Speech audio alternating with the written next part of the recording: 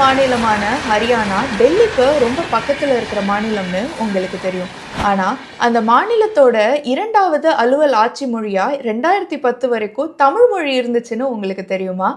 ஆமாங்க, ஹரியானாவோட இரண்டாவது அலுவல் மொழியா தமிழ் மொழி அறிவிச்சாரு அப்போதைய முதல்வரான காங்கிரஸ் கட்சியை சேர்ந்த பன்சிலால். ஏன் தமிழ் மொழி இரண்டாவது அலுவல் மொழியா இருந்ததுங்கிறத நான் சொல்றேன்.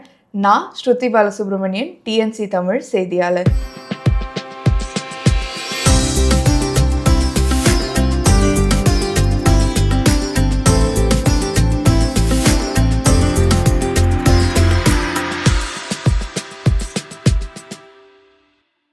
ஒரு காலத்துல பஞ்சாப் மாநிலத்தோட இருந்த ஒரு பகுதி தான் 1966 தனியா ஹரியானா அப்படிங்கிற ஒரு புது மாநிலமா உருவாக்கப்பட்டது.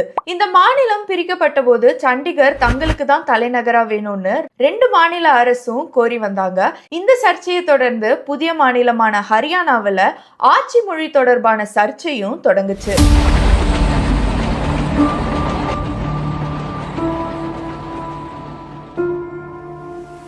பஞ்சாப் மாநிலத்திலிருந்து பிரிஞ்சாலும் ஹரியானால ஹிந்தி அலுவல் மொழியாக்கப்பட்டுச்சு.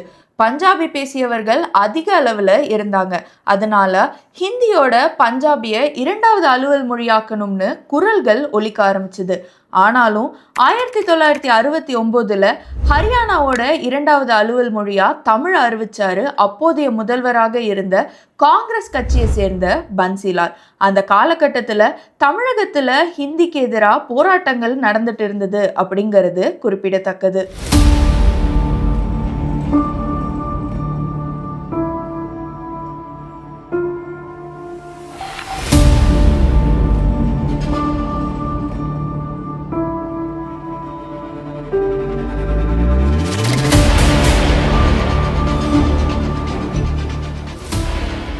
தமிழ் மொழியை இரண்டாவது ஆட்சி மொழியா கொண்டு வந்த பன்சிலால் 3 முறை ஹரியானாவோட முதல்வரா இருந்திருக்காரு. முன்னாள் பிரதமர் இந்திரா காந்தியோட நம்பிக்கைக்குரியவரா இருந்த பன்சிலால் இந்தியாவோட அவசர கால நேரத்துல பாதுகாப்பு அமைச்சரா பணியாற்றியிருக்காரு.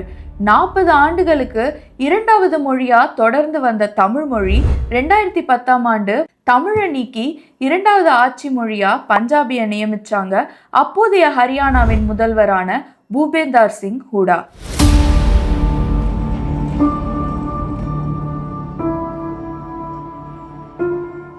இருப்பினும் தமிழோட புழக்கம் ஹரியானால எப்படி இருந்தது அப்படிங்கிறத 2019 அந்த மாநிலத்தோட முதல்வராக இருந்த மனோகர் லால் கட்டார் பேசிய தமிழ் காணொலி மூலியமா நம்மளால தெரிஞ்சுக்க முடியுது.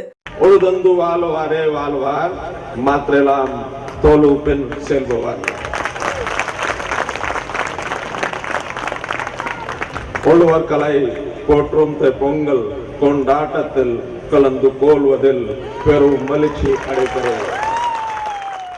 வட இந்தியாவையும் தாண்டி தமிழ் மொழி பல்வேறு நாடுகள்ல அதிகாரப்பூர்வமான மொழியா இருந்துட்டு வருது.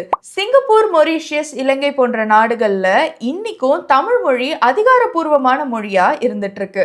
இன்றளவும் அந்த நாடுகளோட நாணயங்கள்ல தமிழ் மொழி அச்சடிக்கப்பட்டு வருது. இலங்கையில தமிழ் பேசுற மக்கள் இலங்கை தமிழர்கள், இந்திய தமிழர்கள்னு 2 பிரிவுகளா இருக்காங்க. மொரீஷியஸ்ல மொத்த மக்கள் தொகையில 3.5% பேர் தமிழ் பேசுறாங்க.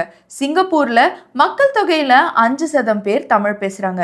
ஏன் மலேசியாலையும் 6.5% மக்கள் தமிழ் மொழியை பேசுறதா சொல்றாங்க.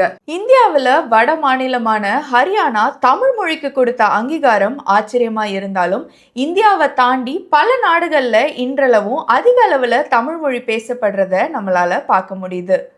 ஸ்ருதி பாலசுப்ரமணியன், டிஎன்சி தமிழ் செய்தியாளர்.